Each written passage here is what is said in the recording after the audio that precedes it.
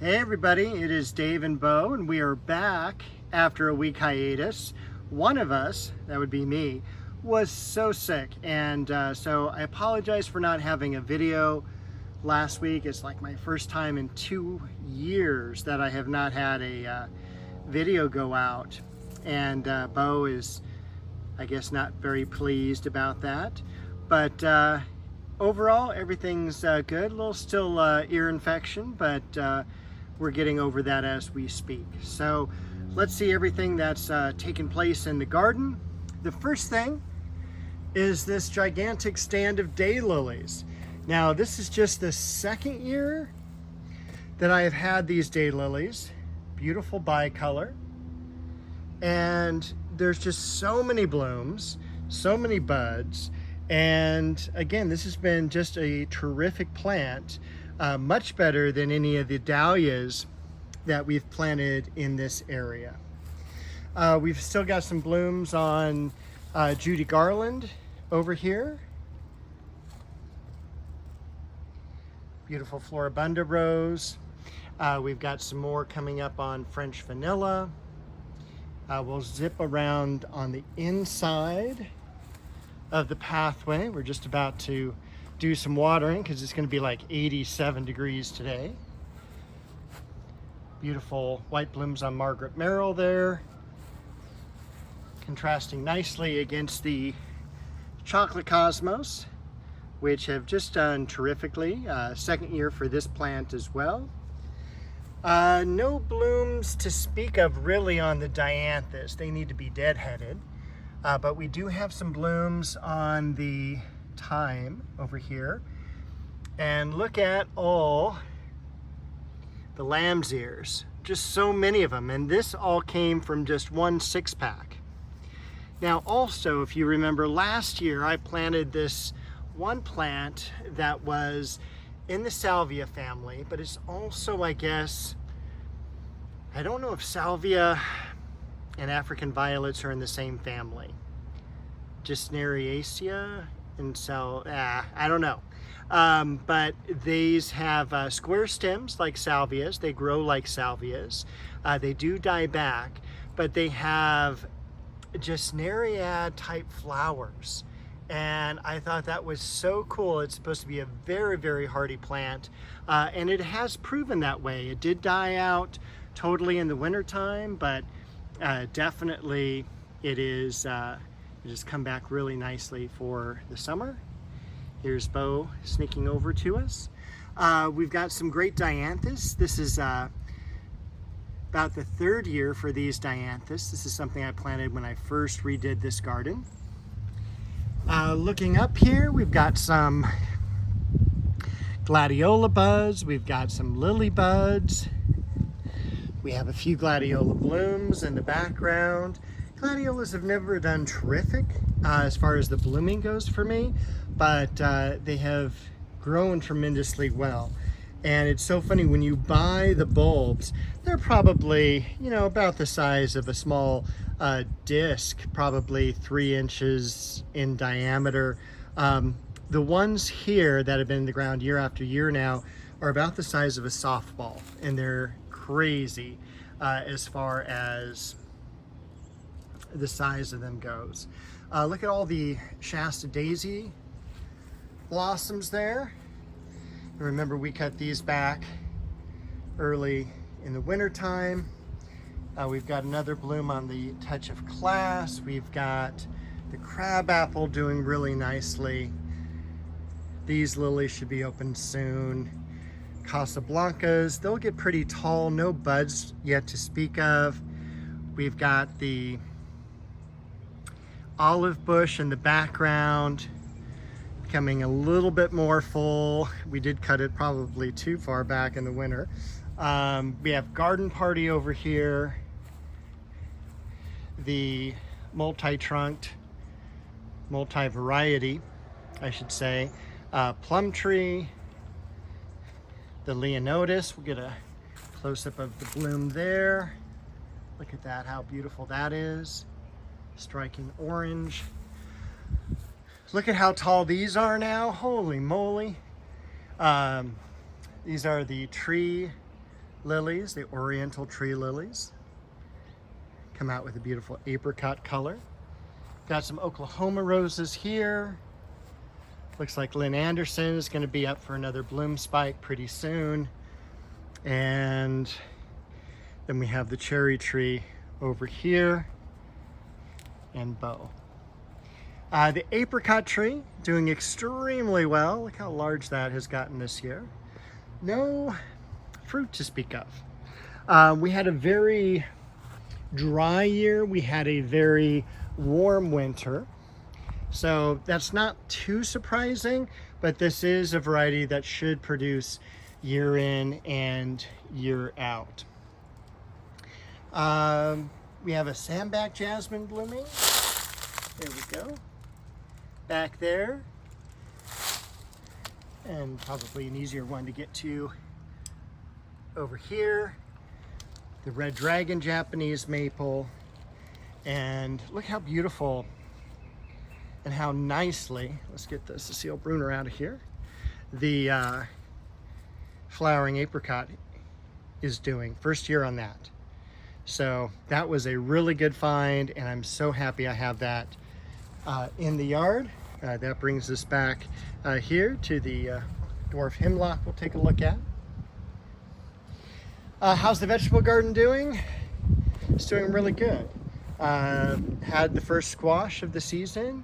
That was really tasty. We've got a whole bunch of tomatoes that are setting. We've got some eggplant that are setting. Nothing's really quite ripe yet as far as the tomatoes go. What is the date today? June the 11th, 2025. Got some tomatillos back here. Look at that beautiful blossom. Almost like one of those Chinese lanterns. And they're very light. They don't feel like there's anything inside. There's not. It's just basically air.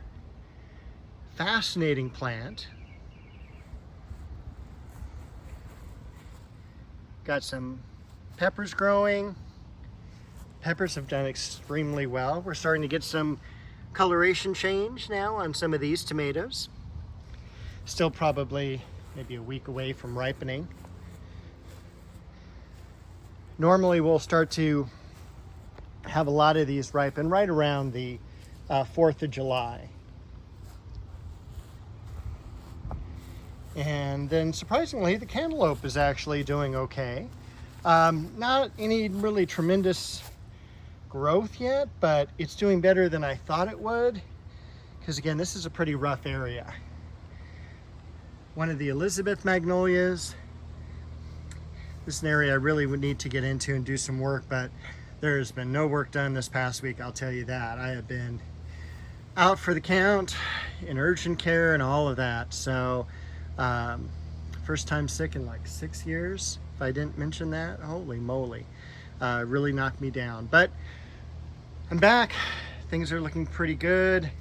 The Bloodgood Japanese maples, the beautiful plumeria. I want to get through and cut back all the suckers of the liquid amber.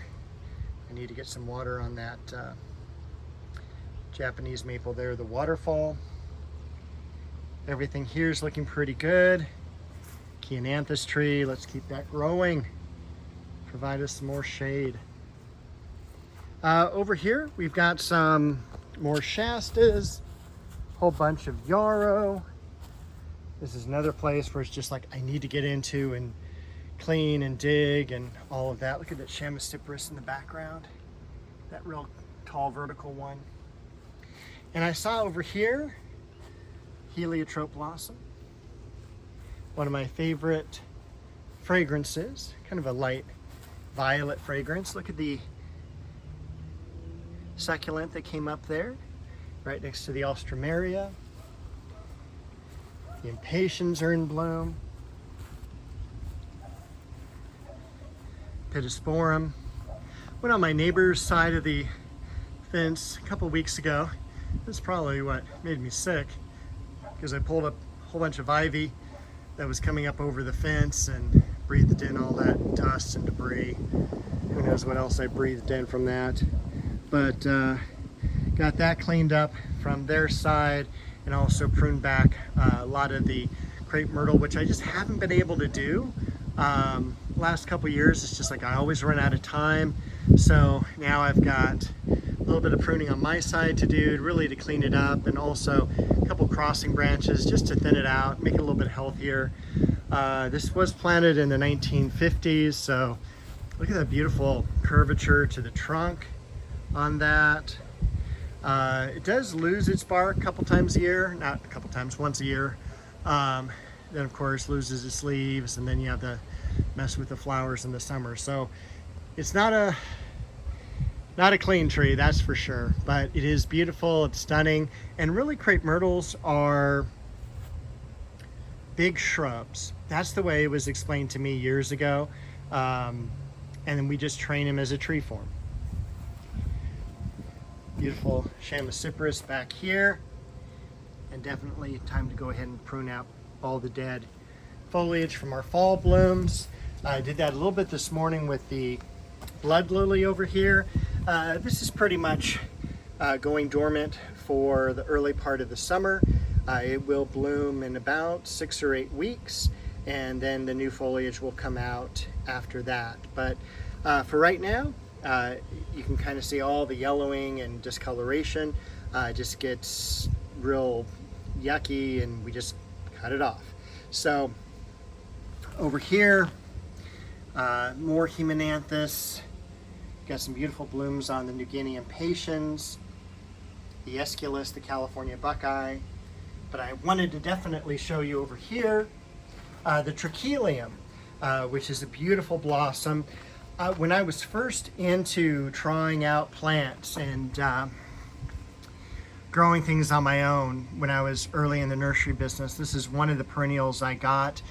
It is a wonderful plant for wet areas. It loves to have water, but it's just such a fascinating plant, and I just love the color of the blossoms as well as the shape of the blooms. And it is perennial, very much like the coneflower there. Not much else to show you back here. A few blooms on the Begonia richmondensis. But I think that might be everything. Just a quick walk around garden there. We can see Bo in the distance. I got to get watering. The Eugenia back here, that definitely needs to be pruned back. We've got at least 10 days before any real hot weather comes. We have had some white blossoms already on the Daylilies that were planted this past year. So, also the Mandevilla blooms are looking absolutely beautiful. And I need to also get in and do a little bit of pruning because we're getting some long branches like this. These can go on the magnolia. So we want to clean that out just a little bit, make it a little bit more see-through, and I think that'll be a good project for this coming week. So we'll end as we began with a picture of Bo there in the distance. Thank you all for watching, and happy gardening.